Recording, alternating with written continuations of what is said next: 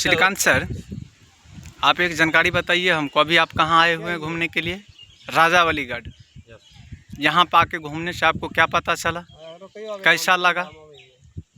सबसे पहली बात जो राजावलीगढ़ जो है यह एक प्राचीन स्थल है।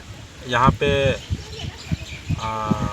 खुदाई स्थल के नाम से खुदाई चल रहा है। यहाँ पे उत्खनन विभाग का टीम जो है पुरातात्विक चीज़ों के खनन में लगी हुई है और जो पुरानी चीज़ें जो हमारे सभ्यता और संस्कृति में छुपी चीज़ें हैं उनको सांस्कृतिक दृष्टिकोण से जो है लोगों के सामने, आने वाले युवा पीढ़ी के सामने हमारी सरकार रखने का प्रयास कर रही है।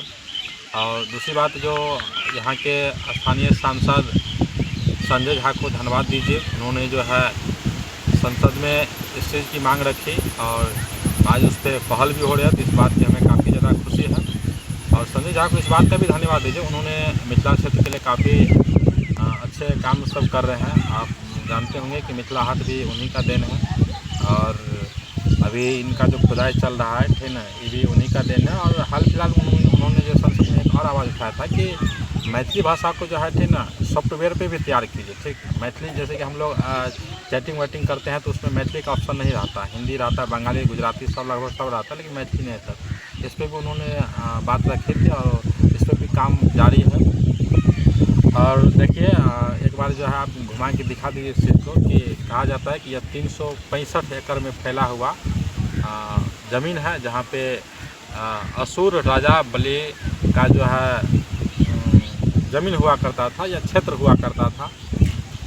और यहाँ पे हम लोग बड़ी दूर से घूमने आए हैं। दूर के आप हमें जानते ही हैं कि हम जिस जगह से निर्मली से जो है यहाँ बाबूगढ़ी प्रखंड के अंतर्गत यह जगह पड़ता है, राजावली नाम से जगह प्रसिद्ध है। यहीं हम लोग घूमने आए हैं और थोड़ा सा कैमरामैन से आग्रह है कि उधर थोड़ा सा कैमरा को घुमा दीजिए और दिखाने का प्रयास कीजिए, थोड़ा सा जुमड़ कर लीजिएगा। और देखिए वहाँ पे जो आप चीज़ें सब देख रहे हैं, वहाँ पे उत्खनन विभाग की टीमें जो है लगातार काम कर रही है और सुराग के रूप में अभी तो कुछ पता नहीं चला खास चीज़, लेकिन फिर भी काम जारी है।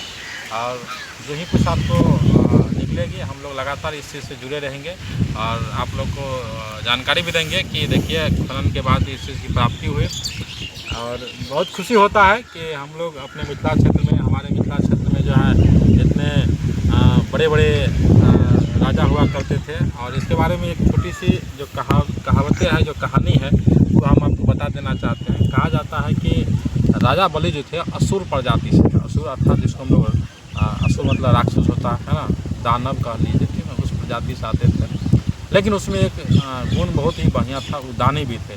चाहे कोई ब्राह्मण आए, कोई भिखारी आए, कोई गरीब आए, कोई व्यक्ति आते थे तो जो मांग देते थे वो उसको दे देते थे। राजावली में यह खास गुण था।